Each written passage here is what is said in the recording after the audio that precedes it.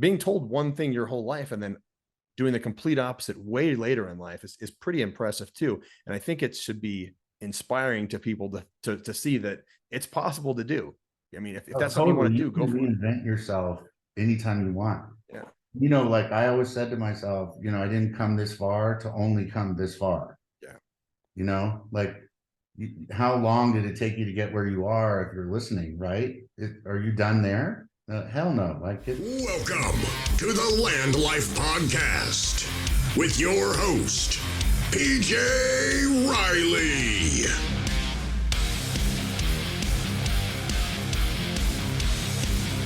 What's going on, guys? Welcome to the LandLife podcast. My name is PJ Riley. Guys, if you're getting value from this podcast, don't forget, like, subscribe, leave 5 stars. If you really like the podcast, leave a review, maybe 1 or 2 sentences as to kind of what you thought about the show. Guys, at the end of this podcast, our guest, Greg, if what he says resonates with you, he's going to give you a way that you can contact him. Make sure you stick around to the end. That way you can, get hold of Greg at the end here. Also, we are LandLife. I get a lot of people saying, hey, they message me. I want to be involved in the land business, but I got a job. I don't have time to be doing the day-to-day stuff. How can I be involved in it? So shoot me a message and I'll explain kind of how you can be involved in the land business without having to, to buy and sell dirt all day long. And you can do your regular job. All right, guys, we got a really good guest today. This guy's super interesting. First of all, before I start though, I am sitting down today. I jacked up my back, so I'm sitting down for the first time in like a year. So bear with me hopefully it doesn't affect too much here. Anyway, our guest, Greg Shepard. All right. And I'm going to read his bio, and then we're going to talk for the next hour about everything else that he does other than on this bio as well. So first of all, I just found out he was a kickboxer. So just like, obviously I did, and several guests, he's a kickboxer. He's built and sold 12 businesses in BioTech, TransitTech, AdTech, and MarTech. And I don't even know what MarTech means. So a lot of different things. He's an author. He's been on TEDX. He's been a speaker at multiple universities. The guy's done so much stuff, and he's got like a really cool thing that we'll talk about in a minute. But Greg, how's it going? Good. Thank you. I appreciate it. I appreciate you having me on your podcast. Yeah, you've done a lot of crazy stuff, and it's like all in different directions too. Like, I mean, tech, kickboxing, writing, speaking. You're talking about, we were talking earlier, this guy is actually planning on, check this out. So what's it called? It's wing walking? Yeah, wing walking. Explain wing walking really quick. So you go up in an airplane and you walk out on the wing, and then you stand on the wing while it's flying around, while the airplane's, and it'll go upside down and all kinds of stuff, and you're just supposed to hang on, I guess. So you're attached by a string.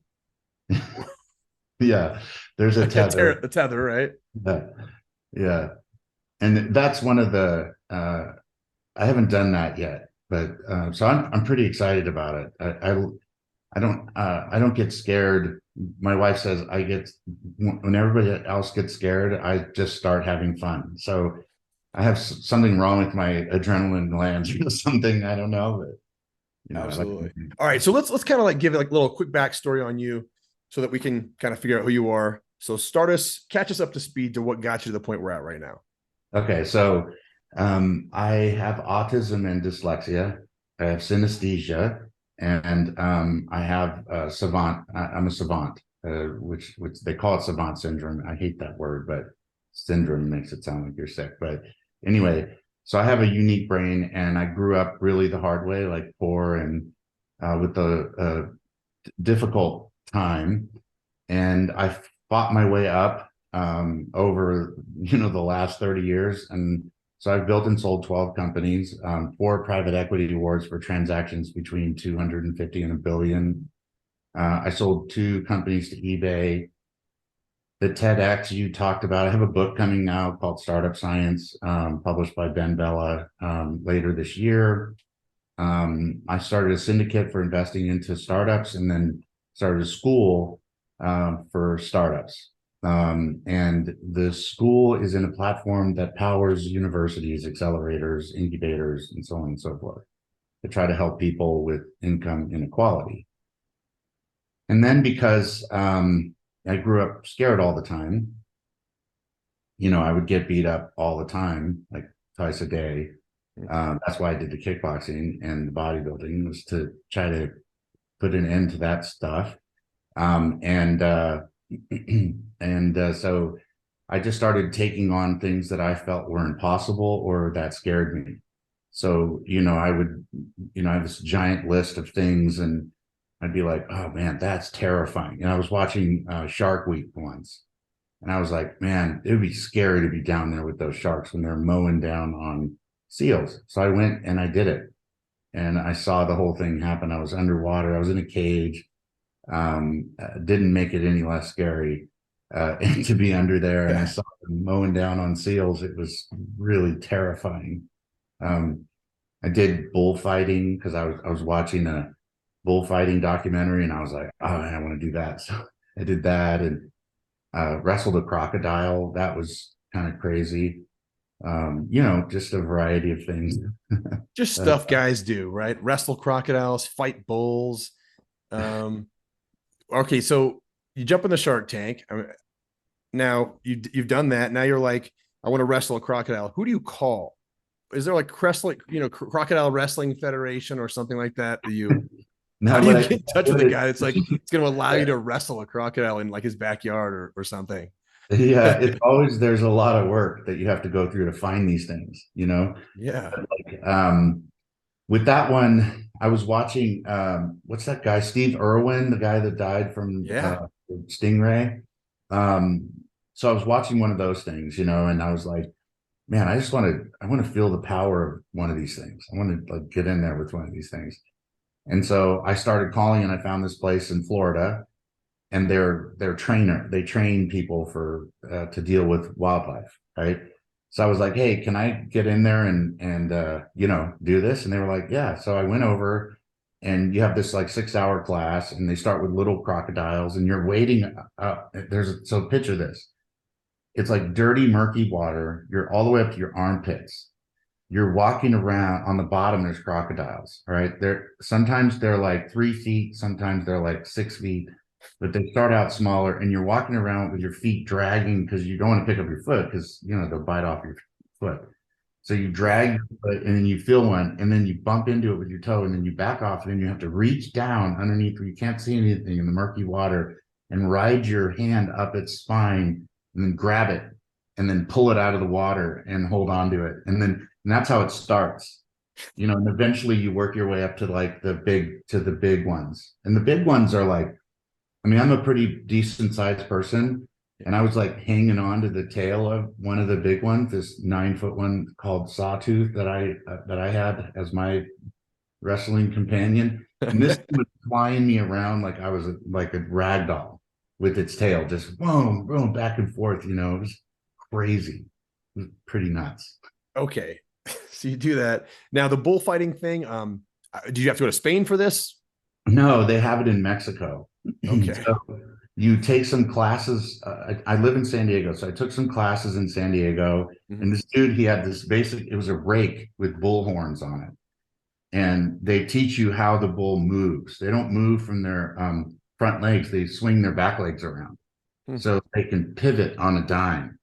So they train you to be ready for that. And so then I went into the ring with the bull, and it was pretty, you don't think it's like, it doesn't seem like it's going to be that scary, but when you hear them running and you hear their hooves like, pounding in, and you hear that, they're breathing, and they're getting closer, and you're like sitting there with this, and all you have is this like red, I can't remember what the formal name is, but that sheet thing that you have, it's like a red fabric thing. Yeah. You actually are standing in front of it, and you step out of the way. It's not like you don't move the sheet, the cloth. You stand in front of it, behind it, and then you step out of the way, and then the thing goes right under it, and it flips around, and you have to quickly spin around and get it ready again. And you have to wait. You have to keep doing that until it gets tired enough that you can run away without the thing hitting you from the back. Killing you. Yeah. Yeah. Okay. And so if you don't turn around and move it fast enough, Then it you're hits done. you. Yeah, then you're going to be flying in the air. Yeah. And how many times has this happened? It sounds exhausting if the thing keeps turning like 50 times. Yeah, it gets tired like after 5 times. Well, the way it works is that they have a sense of distance. And if you get into that sense of distance, then they come after you. But as long as you're outside of it. So if you want to get outside of the situation, you just start backing away as you're doing this. And then when you get to the distance, you see the thing just stop. It only does that if you get too close. Yeah. So it's like like you 5 feet out of the way and it'll put down its head and it'll kind of like ignore you, but if that's good to know. If you're ever in a bullfight, slowly back away and it will just ignore you. Yeah. That's the goal. Like these things, man. I mean, the base jump was really intense. To jump off a cliff is pretty. Where'd you do that at? In Moab, Utah. Okay. Yeah, it's a beautiful place called Base Jump Moab. The guy is crazy as hell. And I worked the world record. I was the heaviest base jump in the world 2 years ago. I don't know if it's been broken, but you said the heaviest base jump? Yeah, nobody had jumped that's my size no kidding. Yeah. When I was younger, I was a bodybuilder, so I'm like 260, 275 pounds at that point. Jeez. So when I jumped, I was the heaviest base jump at that time. They had never done one that heavy. Okay, let's go back a little bit then. Okay. And I want to kind of we'll catch up to this too here in a second, but you just said initially you said you sold all these businesses, and I mean some of them were up to like $1 billion sales, right? Yeah. How did you go from did you grow up in like an affluent family? Maybe a lot of business involved. Did you have a lot of good coaching early on to get to that point? No. My mom was actually a nun and my dad was a priest. And they went into the church to take care of children and they couldn't. So they left the church and foster and adopted kids. So I had a pretty diverse family of different ethnicities and stuff. And we didn't have any money. So originally, we lived in Oakland, California, East Oakland, which was kind of a real dangerous area. And we would get beat up. And then my mom, one time I got beat up 3 times in one day. And then my mom was like, okay, we have to move. And so she bought a piece of property and we camped on the property in tents while we built our house for 2 years. And so, and then, we ate the eggs the chickens would lay, and we drank the goat milk that the goats had, and the garden fed us, and some things were purchased from the store, but it was we were not, my clothes had there were patches everywhere, and we were poor by American poor, not middle, like sure, emerging country poor, but we were American poor for sure. Where was that at? Was that still outside of Oakland? It was in near Sacramento. So up north from there, near Tahoe, between Sacramento and Tahoe. Okay. So obviously you didn't start out with a silver spoon in your mouth. Okay. So these sound like tech companies, or they obviously were tech companies. How did you learn all that? I mean, how did you learn enough to build something that eBay would want to buy?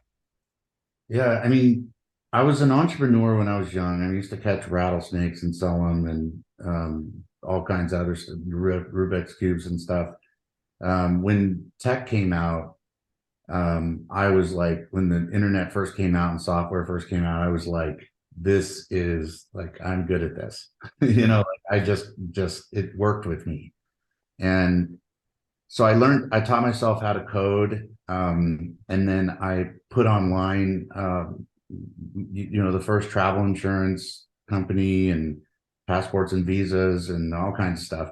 Yeah. And in that process, I started to learn about advertising and how advertising exchanged. And I had this company that built websites, and everybody was asking about websites, and then everybody was asking about advertising. So I started to learn about it, and I ended up being the first guy that started the first performance marketing agency. and it took me about 17 years to build it up and sell it.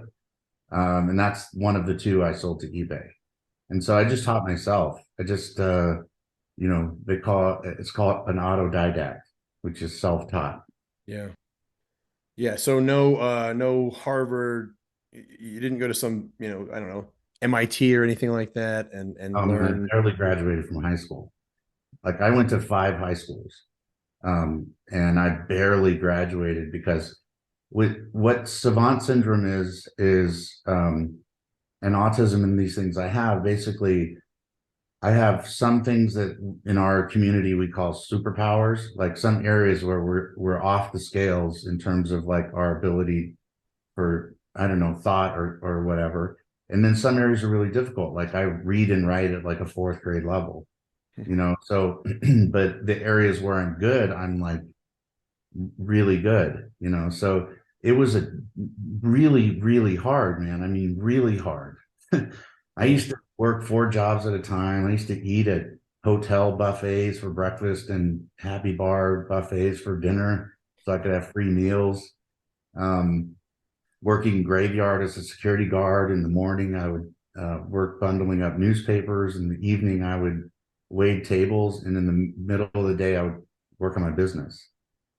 It was really tough.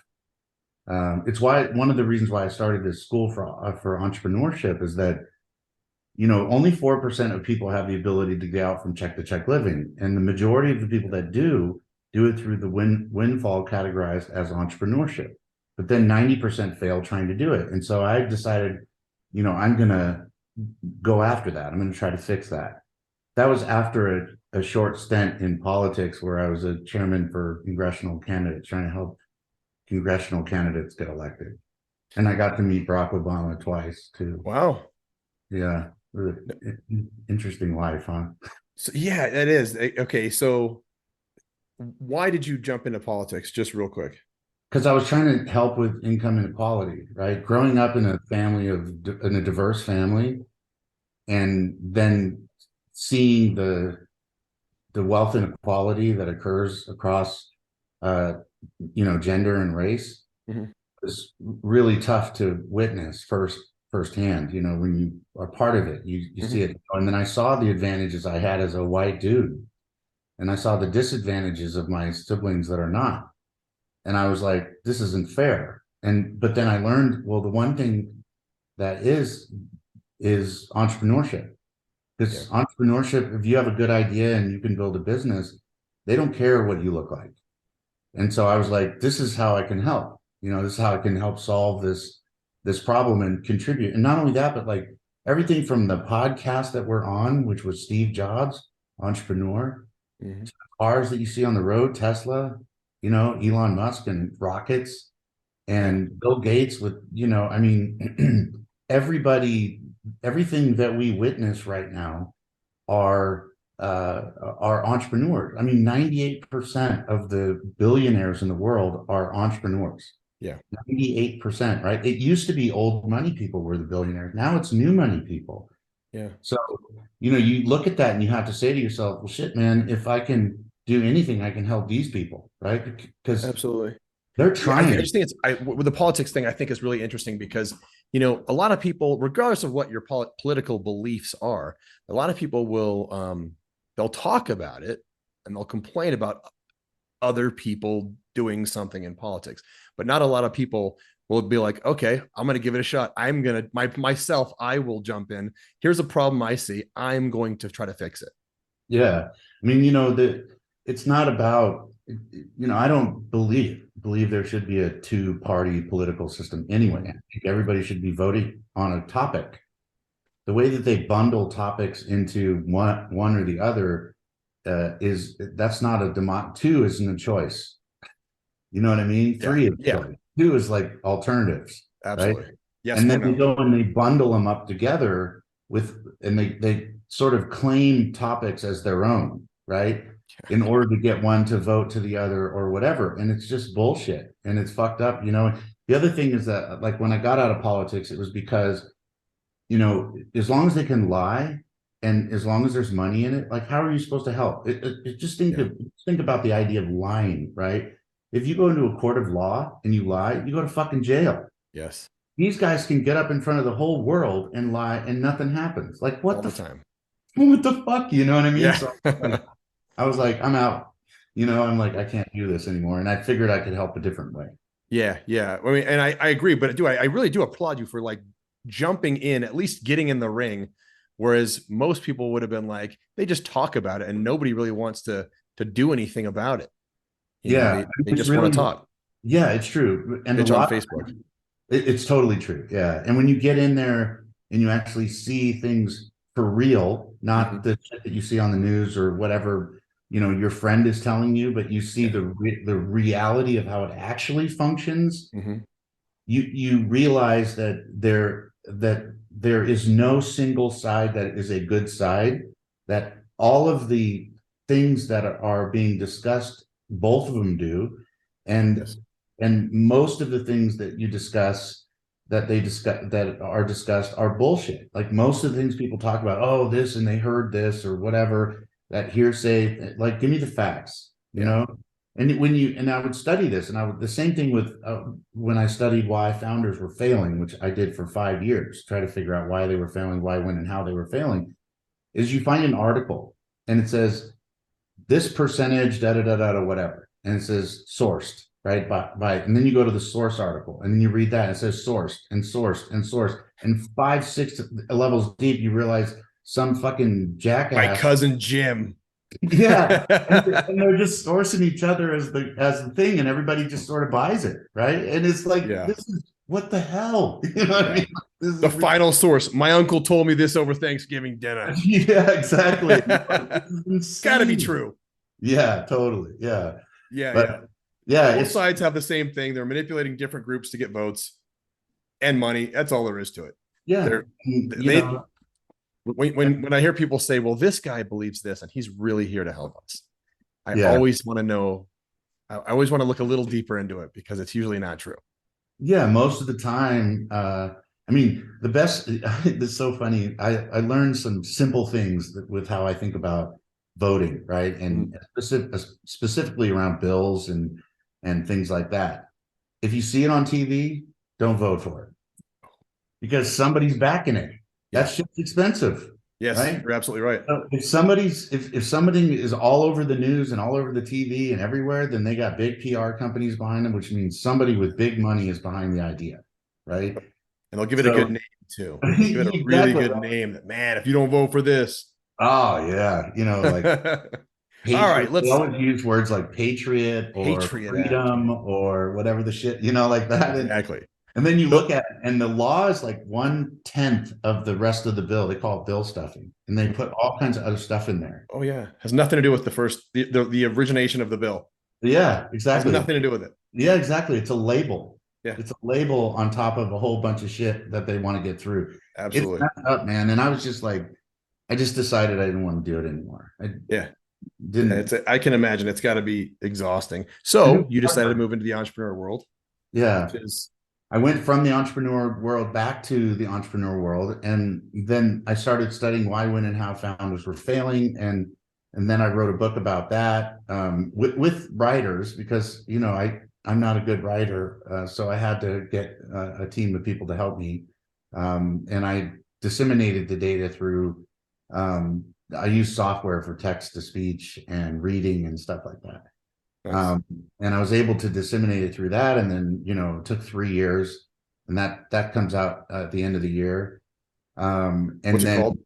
It's called Startup Science. Startup Science. Yeah, by Gregory Shepard, and it's cool, man. It's really good, actually. I think people are going to be freaking. I mean, the fact that it got picked up by a real publisher, I just couldn't even believe. I couldn't believe right. Here I am, somebody that barely graduated from high school. A guy who reads at a 4th grade level, who barely graduated from high school, writes a book that gets published. Yeah, isn't that crazy? That's insane. That's nuts. So you wrote that this year, or that's coming out this year, correct? Coming out at the end of the year. Yeah, I started writing it in like 2016, I think, when I started doing the research. So how many books have you written? This is my first one, but I Okay. have a 5-book deal with them, so I'll be writing 4 more after this. So I think that in itself is interesting. Do you don't mind me asking how old are you? 54. 54. So what I see a lot of people, when I talk to a lot of people, they think I'm too old, or they use their age as kind of a reason for not doing something, right? You know, I'm Yeah, too young. I could never do that. I'm too old. Man, I'm past my prime. You can't teach an old dog new tricks, right? yeah. So I hear that a lot. And so it's really interesting that you started writing after living an entire life being told you read at a fourth grade level and you weren't good academically, right? And you decided to Yeah, start people used to writing call a me book. retard all the time, all the See? time. I And know yet, you're not supposed to say that word, but that's what I was called. yeah, no, I get it. But Yeah, I mean, over 50 years of having that. And then you're like, you know what? I'm going to write a book. You know, yeah. obviously the jumping on planes and all that kind of stuff is pretty crazy. But I mean, being told one thing your whole life and then doing the complete opposite way later in life is pretty impressive too. And I think it should be inspiring to people to see that it's possible to do. I mean, if Oh, that's something you want totally. to You do, go can for it. reinvent yourself anytime you want. Yeah. Like I always said to myself, I didn't come this far to only come this far. Yeah. Like how long did it take you to get where you are if you're listening, right? Are you done there? Hell no. Like if I can get it on, There's so much stuff to do. And I guess you put yourself in a position financially early on, to kind of be able to have a little bit more free time I to do mean, a lot of shit. yeah, yeah. Well, I mean, every time I would build a company, I would put the money back into the next company, and every time it got bigger. And then I could start taking money out every time, and then eventually, obviously the big transactions came in. And then I invested in some startups, and so I did really well, I did really well. And so then I was like, well, what did I do all this for? Did I do it for the money? No, I didn't. Mm-hmm. I did it for my own self. There's intrinsic motivation and extrinsic motivation, right? Like intrinsic motivation is like you used to fight. You go into the ring, not for money, but because you want to win. Mm-hmm. You play board games for the same reason. You go to the gym for the same reason. Extrinsic motivation is something like going to the gym to look good for other people or money or fame or something like that, right? Yeah. But intrinsic motivation is 100 times more powerful than extrinsic motivation, like carrot and stick, right? Yeah. And if you are intrinsically motivated to do something, you find joy in doing it and ecstasy in accomplishing it, and then that spawns new motivation to do something else, and it keeps going, that shit changes your life. So how do you find that then? Like, let's say you have always wanted something, but you've always been told you suck at it. How does somebody just flip a switch and change that? There's two things. Like when you're going through hell, keep going, right? That's the first. Like, you don't stop in the middle and stay there, right? You just keep going. And the other thing is that when you start to engage in things that are really, really hard for you and almost impossible, or what you think is impossible, when you overcome that and you're actually successful in an area that you thought was impossible, it's so empowering. I can't even tell you. And then you start getting more confident. And yeah, it's friggin' hard, and you fail, but failure is just, failure is another word for progress.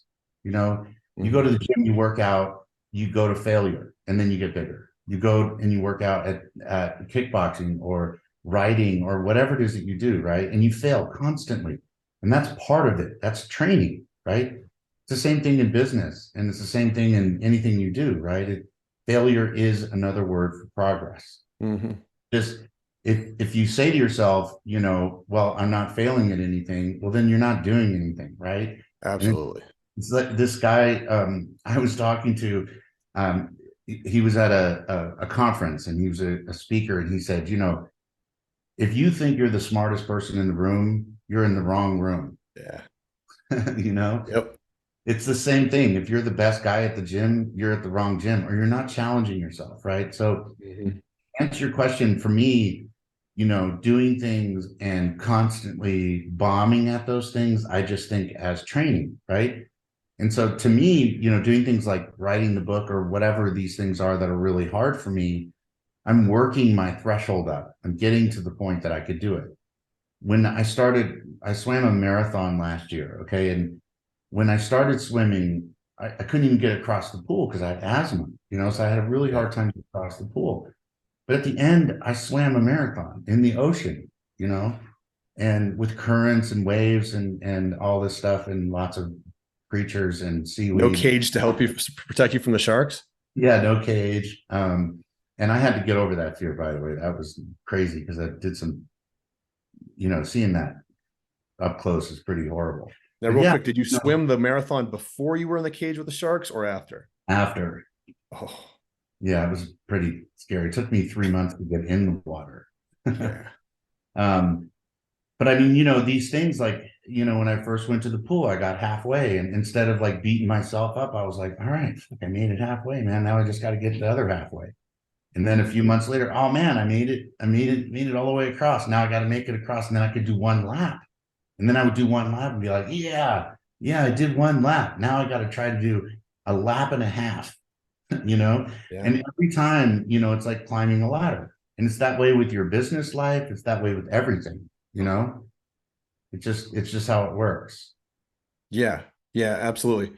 No, I think that's it's that progression, that consistent improvement. What's it called? The Kaizen principle? Kaizen, yeah. Yeah. Where you're constantly incremental improvements over time. I think it's not, what I see right now though, is it's not sexy, right?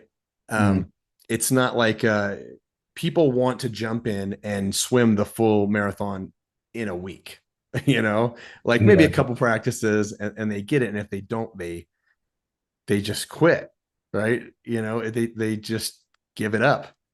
Yeah. I guess, how are you able to keep going though? Like on those days, I get it. You had the mentality of, I'm just going to get a little bit better, but how are you on day, I don't know, month 4, where you're still doing 2 laps and you're talking about a marathon here. Yeah. Like why are you continuing to do that? It's that intrinsic motivation. Okay. Is that like idea that when I was young, having asthma and being put on the sidelines while the kids are, doing sports and stuff, shit sucked. Yeah. And so I was like, fuck that. I'm not a victim. I'm an achiever. Absolutely. And I think to myself that there's 5 things, I call them a handful. There's 5 things you need: focus, drive, enthusiasm, discipline, and optimism. And the one thing, optimism, right? Optimism is like the biology of hope.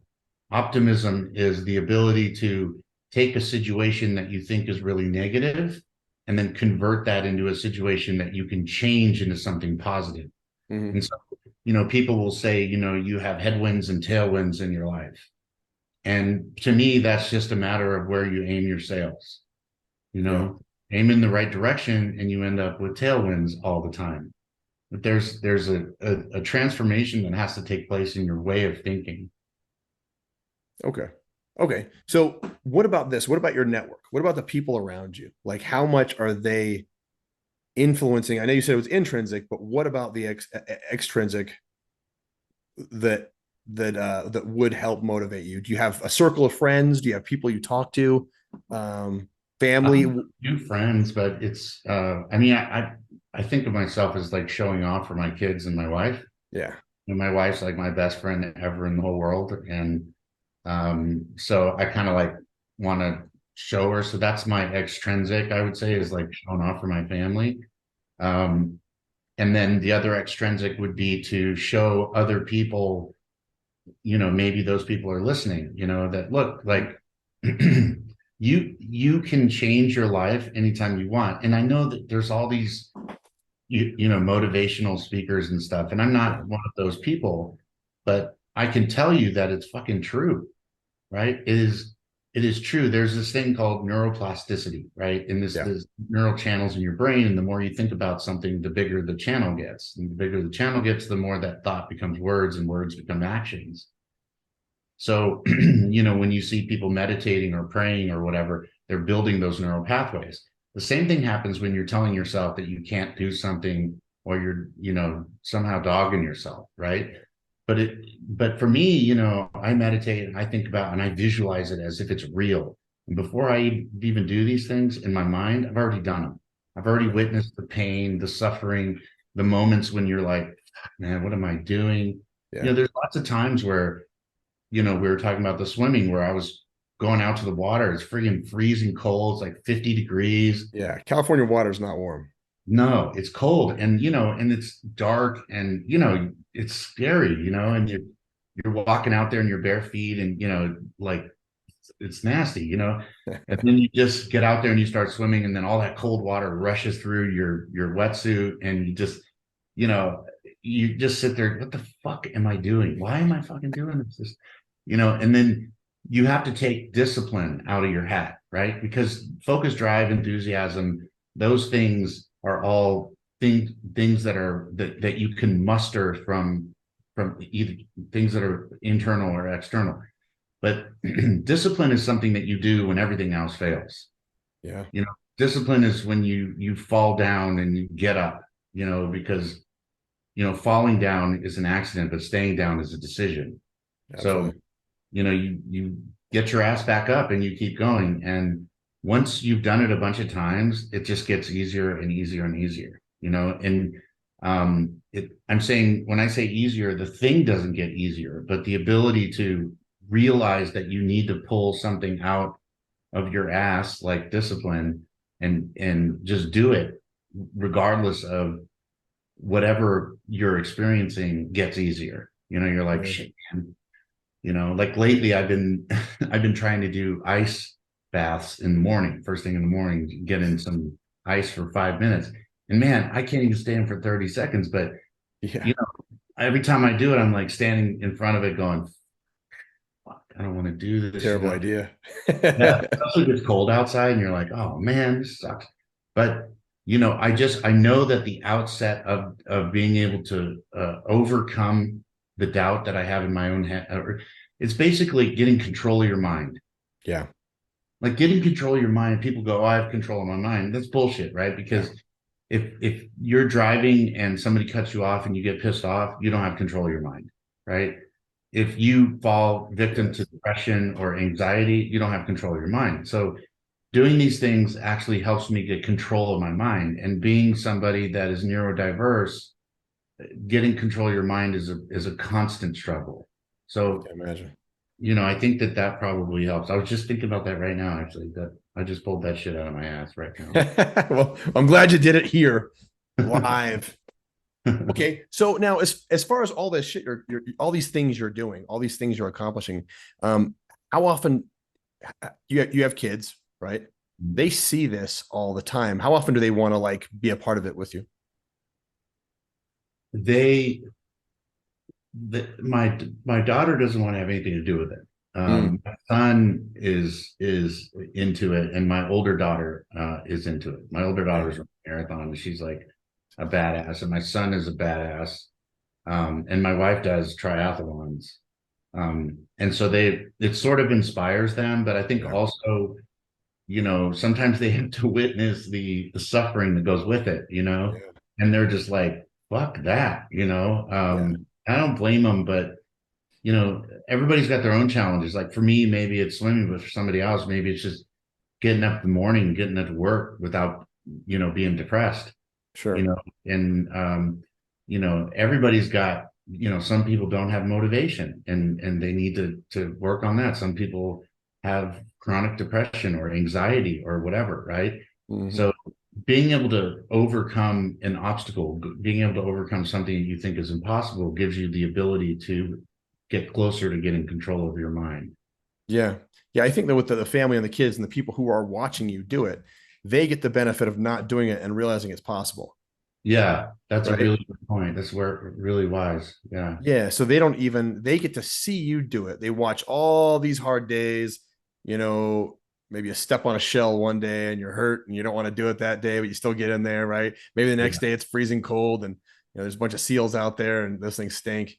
So you don't want to jump out there with them, but you still do. And so they still they see it, they watch what you've gone through. They don't feel it themselves, which is, probably the next step for them. But it's interesting to see the leadership you probably have in a lot of people that maybe you don't realize.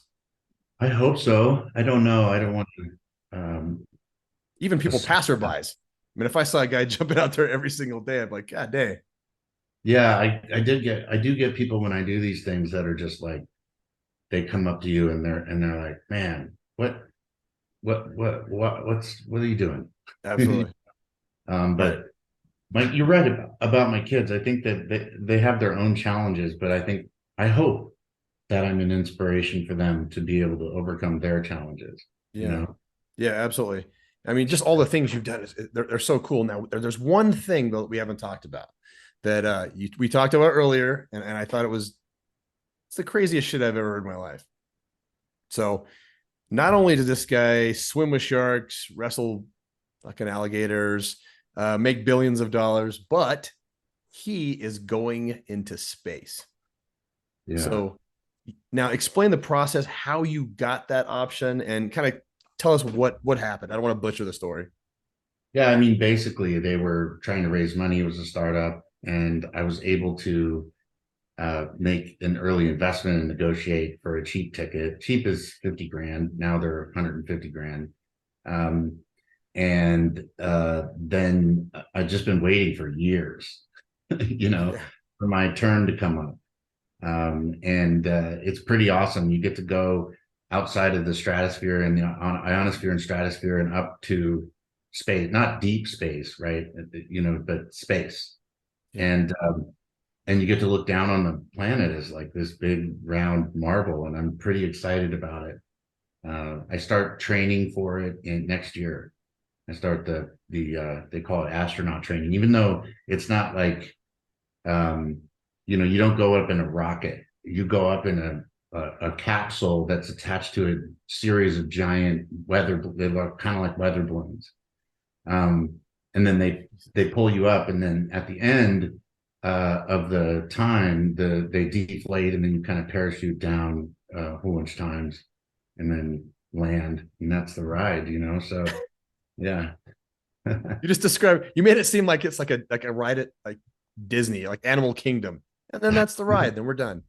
Yeah. So, what is training like to be like? Do you even know what you're in for here? No, I have no idea. I don't have any idea at all. I just know that they sent me an email, and I'm like, okay, I'm supposed to have a call with them today, actually, and figure out whatever the steps are to do this. But I'm pretty excited. I mean, I want to see our planet as an entire planet, instead of as a series of countries, continents, and cities, states, personalities. Yeah, I want to see it as one unit. Yeah, that's so cool. So, do you know who you're flying? Is it like are you flying with a group of people? I mean, do you have a boarding pass? Is there like I have a boarding pass. You know what boarding group you're in? Is that a thing when you fly to space? I don't know. I don't know anybody who's ever flown to space, and so it says. So show us a ticket too. Yeah, you look at the video. It's like a kick-ass ticket. Yeah, it's all floating in here and stuff. Yeah. So basically, it's 00618 is my and my class is Explorer class. Okay. That's all I know. It's an Earth discovery mission. So, it's got this cool box and everything. That's pretty cool. But yeah, I'm really, really excited about it. And, it's, I've been waiting for years and years. I'm like, they keep delaying it, it's like, okay. And then, COVID put them behind, and then, then they got acquired, and, it's just like years and years and years of waiting, but I'm supposed to be going next year. So I'm hoping. What's the name of the company? Blue Origin, and the other one is World Vision. There's a bunch of them. If you go online, you can see a whole bunch of different companies. So you just put in space tourism is the keyword, and you'll see there's like 10 of them now that do it.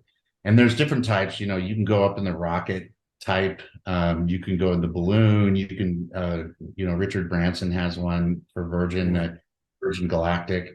that you can go up in this special airplane, and then you're in a separate airplane that takes off from the big airplane and flies up outside.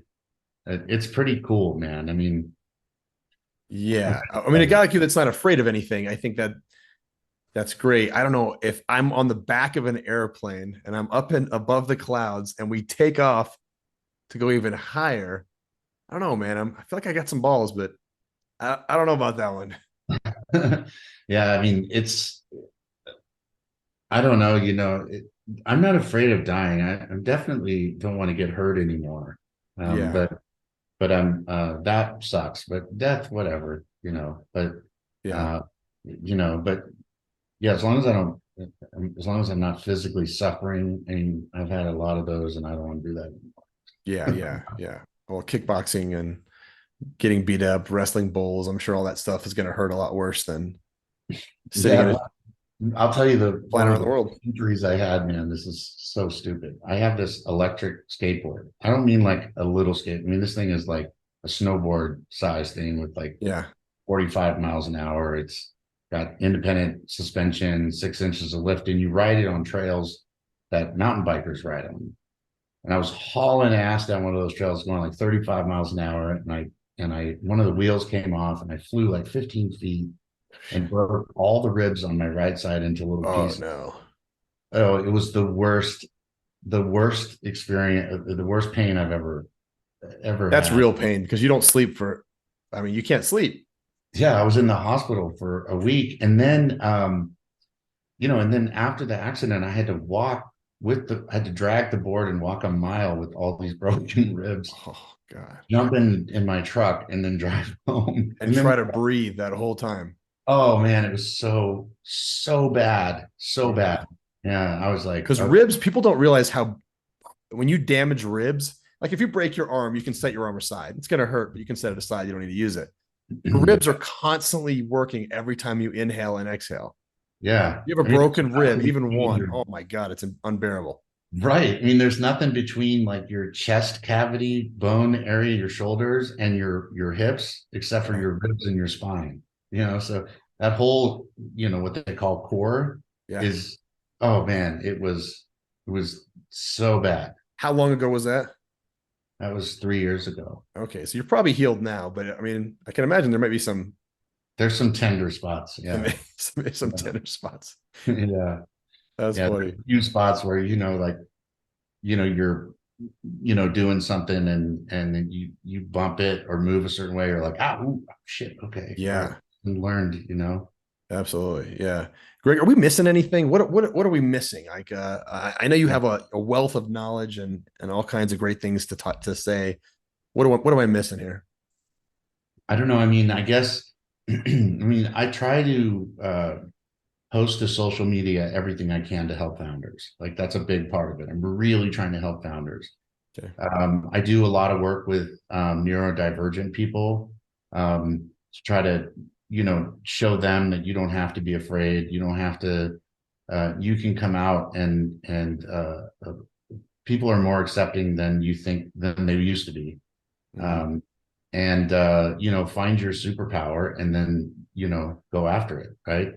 Yeah, If you have a neurodivergent condition, you have a superpower for sure. You just have to figure out what it is. that's interesting. And I'll ask, how do people find it out? I mean, are there people that help you do that, or is it just kind of like It's go figure it out? Error. Yeah, you have to figure it out, right? You just start doing things, and you'll find something where you're like, people are usually really good at things that they love, right? People are Yeah, good at things they love. So when you find something, you're like, man, I really love doing this. Keep doing that, and that probably is one of your, or you could be one of your superpower. But yeah. atypical people have the same thing, right? Like, my community, sometimes we call them normals. They have the same they have the same thing, right? They like, Yeah. you just do something, you're like, holy shit, like this podcast, you're really good at this, right? You're really good at asking questions, you're really good host, Thank you. you're good at getting me talking. I mean, you found something that you love and you're good at it and you're successful. So that's the combination. Yeah. Yeah. Thank you. That's very nice of you. But Yeah. I mean, that's really interesting. It's when you walk into a room, right? And you've never done the thing before, and all of a sudden you're like, I'm better than everybody here. Yeah. Like that's your thing. I mean, I'm sure you remember this, the fighting world. Some new guy would walk in to be better than everybody. And you're like, come Yeah. on, That dude. was not my thing. No, there was always a guy though that walked in and you're like, I've been here for 5 years and this guy's been here for 10 minutes and he's better than everybody. Yeah. And there's those people, right? Yeah, yeah, You yeah. know, that just pick up an instrument and just automatically jam and you're sitting there for 5 years struggling. Yeah. I mean, that's that person's jam, So that's that's how I tell people. I go, look, try a lot of different things and figure out the ones that you love the most and do those. And one of those or all of those are going to be your superpowers. Absolutely. All right, Greg, where can people get hold of you? My website is gregoryshepard.com. And the TED Talk is, if you type in Thriving with Autism, that's the TED Talk. Okay. And then my social media and all that stuff is on my website. But all the quests that I do, I call them quests. They're all in there and I post everything. So, sometimes it could be fun. I'll be posting the pictures of space and I'll be posting the pictures of please do. Yeah. That's freaking awesome. So, okay. Yeah. And that's really cool too. Is there a list of, I mean, I haven't looked yet. Is there a list of your quests that people could like maybe do themselves? Yeah, well, there's if you go to about on my page, you'll see a thing called quests, and if you click on that, it lists them. And if you want to do one and you don't know where to go, just fill out a contact form and I'll tell you. That's awesome. Okay, Yeah, that was my question. I get a lot of people asking, and a lot of times I think to myself, I should probably put together a website that has all these things, but I haven't done that. I'm kind of busy. Just put your source at the bottom. Yeah, that's a good idea. Yeah. Ends up being my Uncle Jim at Thanksgiving dinner telling me to jump out of a plane. I'm sure he said he did it. I mean, it's got to be safe, right? Yeah, I'll do that. I should do that. I'll go back and do that. It's a good idea. Right on. All right, here's my big question. This is what I ask every single guest at the end of the podcast. This is a big one. So it's going to require your giant Mensa level brain. We are LandLife. We buy and sell dirt and trees, right? Yeah. If you could buy land anywhere in the world, where would it be and why? I mean, one of my favorite places in the world is Utah. There's a lot of areas, Zion, Bryce, Moab. I really think that area is just spectacular. And Colorado obviously is beautiful too. Man, that's a really good question. It's all I got, man. I sell dirt and trees, dude. I mean, I think the